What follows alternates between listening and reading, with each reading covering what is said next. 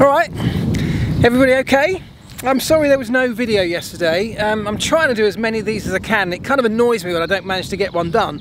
But yesterday I sort of struggled a bit. And it's the first time that I had struggled through this whole situation. You know, that's unlike me. I'm not the kind of guy that ever struggles or suffers with mental health or with depression or just anything like that. You know, I'm one of the happiest, carefree people you'll ever meet. In fact, I'm the guy that's normally helping those around me who might suffer or struggle at difficult times. But yesterday it happened to me and it kind of caught me by surprise a little bit. And it was nothing too serious, in all honesty. It was mainly, you know, some work stuff I was trying to do just didn't work out. It was frustrating. You know, I was homeschooling the kids all day because my wife was really busy with her work, so I kind of took over, and that's not an easy thing to do. I'm sure many of you are struggling with that as well. And then I didn't manage to get a video done, and you know, it got me down, and I thought it's worth sharing that today because it's okay to admit that you're struggling. These are tough times, very difficult circumstances for everybody, and you know, we all deal with them in different ways. And so I just thought I'd mention it. I just thought I'd say that that's what happened yesterday. And you know, I'll tell you what got me through it. You know, and what some of you will not know actually is that I haven't seen two of my children for weeks now because they're in lockdown at another location. They're not at my home. They're with their mother, my ex-wife. And I can't tell you how hard that is. I can't tell you how much I miss them. I can't see them. I can't go and give them a hug. That is incredibly hard. And I'm really struggling with that right now, you know, more than anything.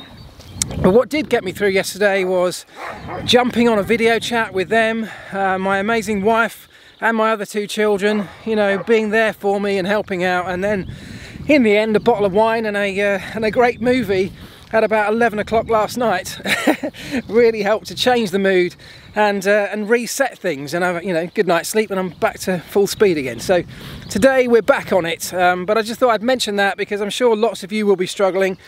And that's absolutely fine. If you want to tell me about it, totally cool with that. You can put it in the comments and try and respond to as many as I can. If you don't, also totally fine. But it's absolutely okay to know that we are all suffering in different ways. We're all struggling because we can't do what we normally want to do. And anyway, there you go. Today's video, on a much brighter note, is going to be a bit of a run through all of the F1 news that's going on in the background right now. What happens in the Seed Stream app that I've talked to you about before, an app that I really love and I use all the time. What's one of the things that's great about it is every day there's a daily news roundup where it puts all of the news across the web, the most relevant stuff, whether it's videos, podcasts, news, written articles. It puts it all into bite-sized, summarised chunks, if you like. For goodness sake. And if you want to go and read the full article, you click the link and go and see the full thing. But I thought we'd whiz through that today, this morning's news roundup from the app, and we'll go through some of the stories and expand on them and discuss some of them, and I'd love to get some of your input on them as well. Just got to finish this walk first. By the way, no rattling in the cameras today, which is great. And also I have one of those fluffy dead cats coming for the mic, which should be arriving today as well. So any wind noise you hear on this part of the video, I'm hoping will be gone a bit later on.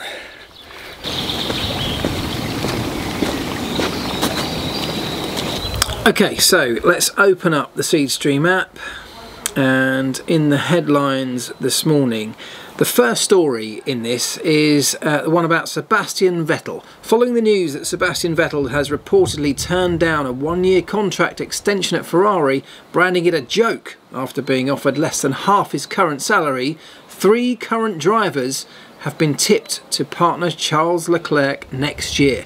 Now, those drivers, if you go on to read the story, are Carlos Sainz, Daniel Ricciardo and Antonio Giovinazzi, with somebody else claiming that Fernando Alonso might also be in the mix to come back and partner Charles Leclerc as well, if Sebastian Vettel does not sign a contract extension to take up that place next year. Now, let's talk about that. First of all, I fully expect, I think, Sebastian Vettel to sign a contract at Ferrari. There's always going to be a bit of negotiating, a bit of toing and froing, and the problem that Sebastian has is that he's not got a great strength in his negotiating position, has he? Because he had a difficult year last year. That's the last time we can really judge his performance on track. He hasn't got the opportunity this year to show what he can do and try and bump up his value by putting some great results in on the racetrack. So the memory, what's in most people's memory, is what happened most recently, where he was pretty convincingly beaten by Charles Leclerc.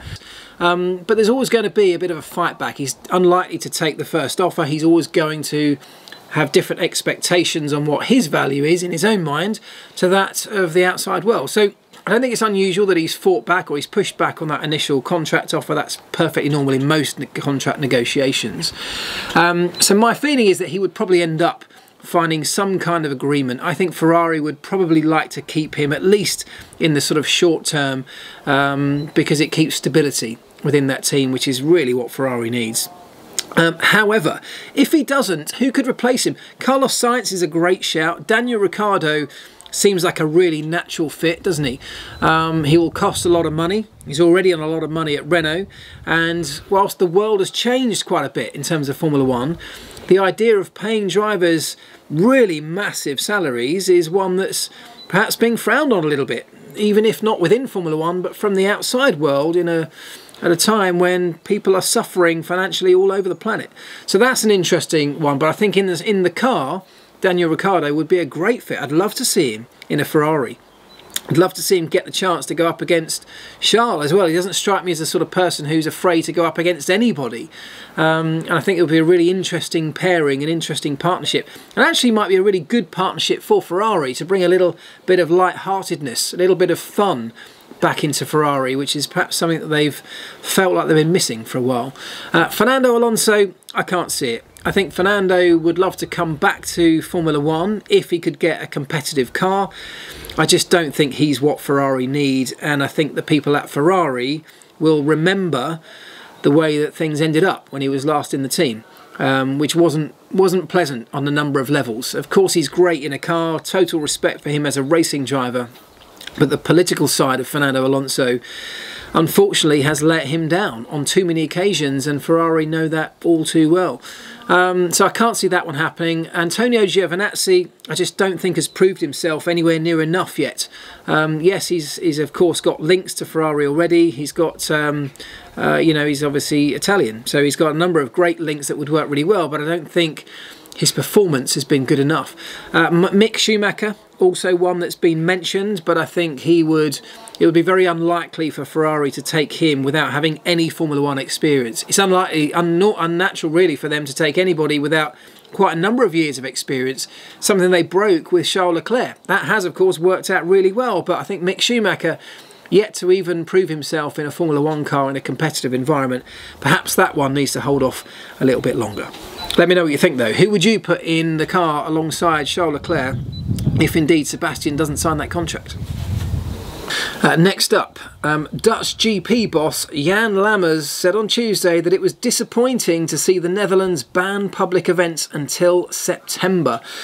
That is disappointing, isn't it? I mean, it's unavoidable, of course, but I think the thing with the Dutch GP is that, yes, there were question marks and concerns over the circuit. Was it going to be good for overtaking? You know, you may remember I went there last year, did some laps in a car. It's an unbelievably spectacular track. I mean, I love the place, genuinely, but it's a very narrow circuit. So anyway, there were question marks over what kind of race would happen at the Dutch GP. But I think it's fair to say the whole world was really looking forward to finding out, not just because they've got these new banked sections of the racetrack, which is unique to Formula One in the modern day, but also, and perhaps most importantly, because of what the atmosphere was going to be like, because of how that entire place was going to be jam-packed full of super passionate Max Verstappen fans, all wearing orange, and you can just imagine how amazing a spectacle that would be. So to have that date constantly pushed back, you can understand, is so disappointing for them. And the other thing, the next part of that, is that they go on to talk about how, you know, there's a possibility that we might end up running at least some European races behind closed doors, so with no fans in attendance. And given that the Dutch GP, one of its biggest strengths, one of its biggest attractions was going to be the fans that were going to be in attendance, to go ahead and have that first race at this brand new developed circuit without any of that, you can totally understand what a disappointment that must be to everybody involved, not least the people organising, but also for all of us as fans who were really looking forward to seeing it. Next up, we're talking Haas F1 team.